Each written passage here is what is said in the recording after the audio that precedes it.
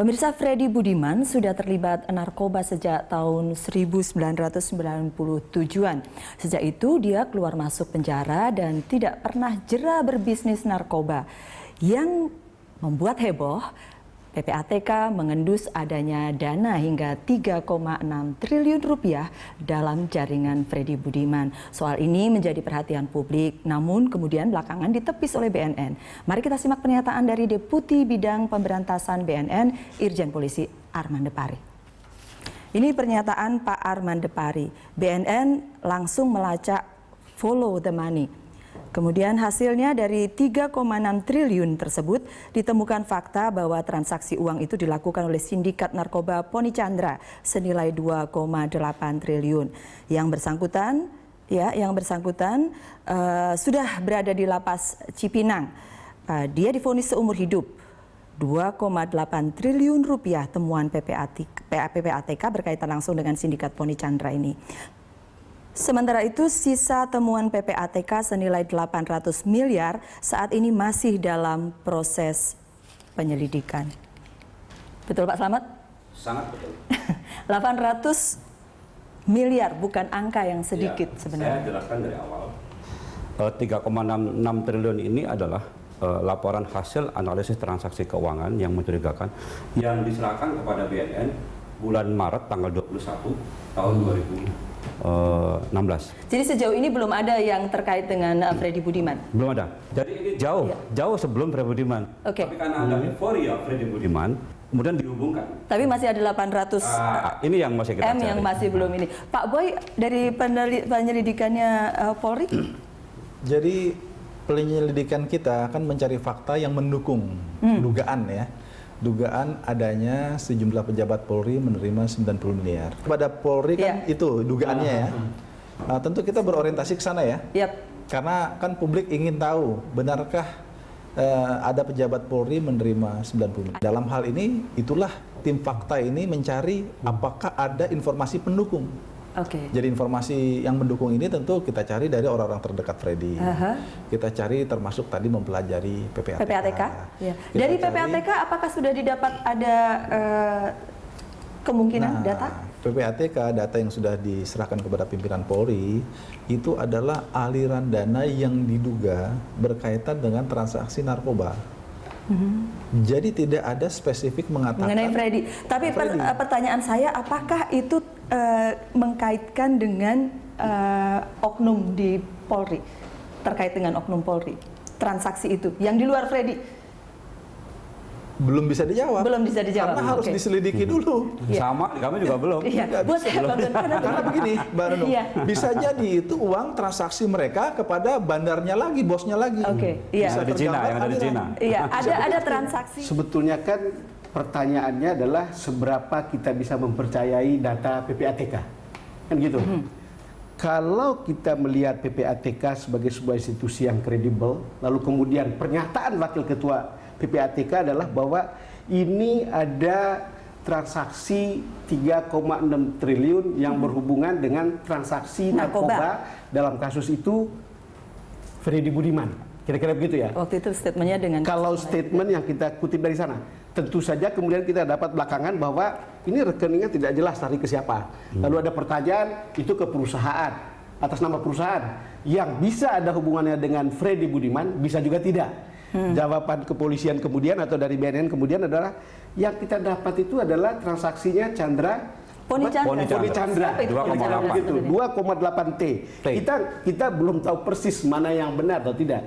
Tapi kalau saya merasa sense saya mengatakan bahwa PPATK itu cukup genuine untuk melakukannya, itu layak betul-betul untuk ya bisa dipercaya begitu kira-kira Mas Slamet. Gitu juga Pak Boy.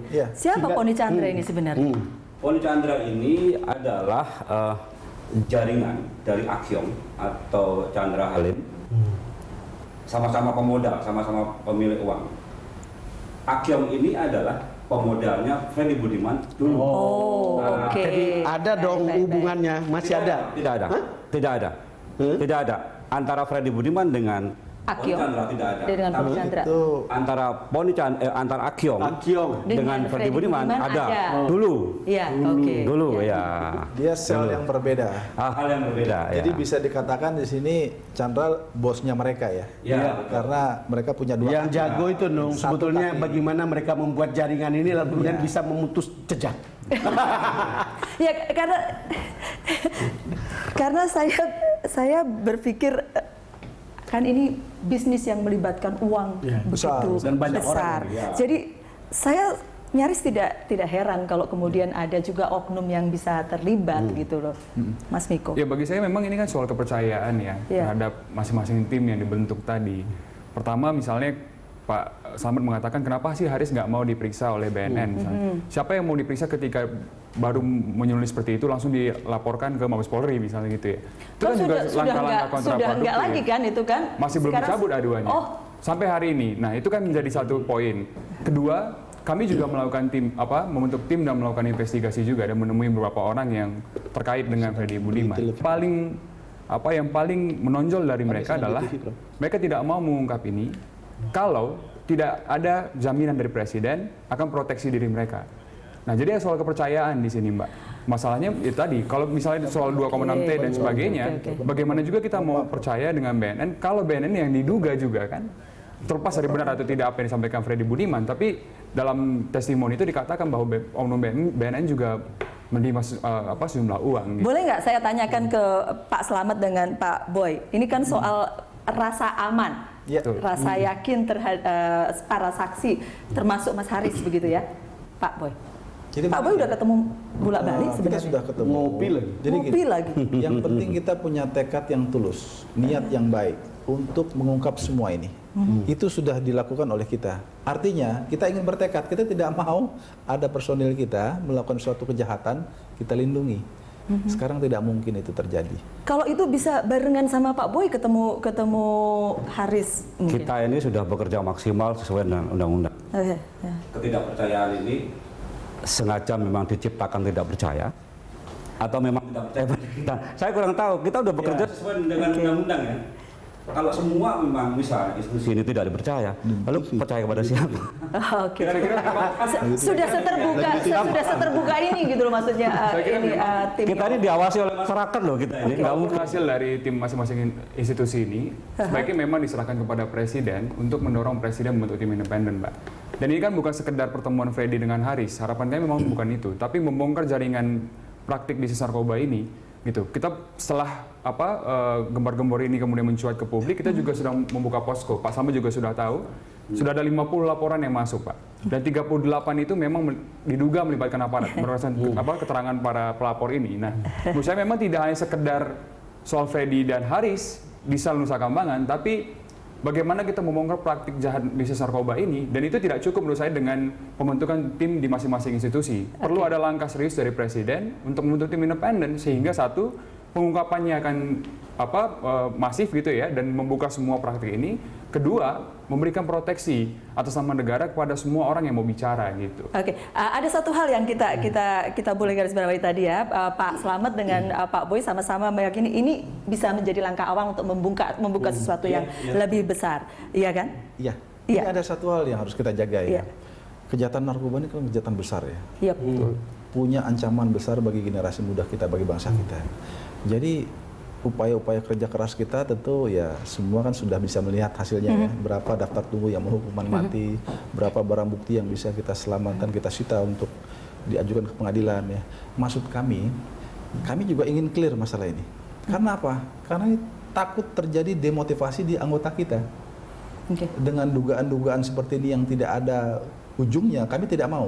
Ya. Kita ingin ada sebuah kepastian agar demotivasi tidak terjadi di kalangan personil kita, sementara bandar narkoba terus berkembang biak. Oke. Sama yang dalam Pak Boy, sama, persis. Saya tahu pernyataan Persis. Pak Kapolri soal ini, Bang Don. Sama persis. Saya tahu pernyataan Pak Kapolri soal ini. Tidak ada toleransi buat anak buahnya yang terlibat narkoba. Ya, kita kan kenal Pak Tito, lalu kemudian kita tahu komitmennya. Jadi generasi polisi ya, kepolisian yang baru, kita tahu komitmen untuk menyelesaikan ini. Tapi selalu ada pertanyaan soal kepercayaan ini, Pak Boy. Ya. Karena berbagai survei memperlihatkan publik itu ragu terhadap aparat penegak hukum, bukan hanya kepolisian, juga kepada kejaksaan, juga kepada hakim dan lain-lain. Jadi keraguan itu sampai terbawa-bawa. Maka memang menjadi pertanyaan tadi sama seperti Miko dan mungkin juga orang lainnya. Kalau betul-betul tim ini independen, mungkin itu akan menyelesaikan banyak hal.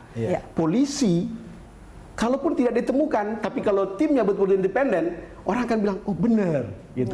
Tapi kalau seperti sekarang, declare macam apapun yang dilakukan oleh polisi, itu apalagi dibilang, oh ternyata tidak ada. Gitu. Aduh, saya tidak berharap bahwa itu ada atau tidak. Kan itu harus betul-betul faktual. Itu juga akan menimbulkan pertanyaan. Gitu. Masalahnya adalah soal kepercayaan. Kalau gitu nanti bisa kita bahas di lepas jeda berikut ini. Kami akan kembali untuk Anda.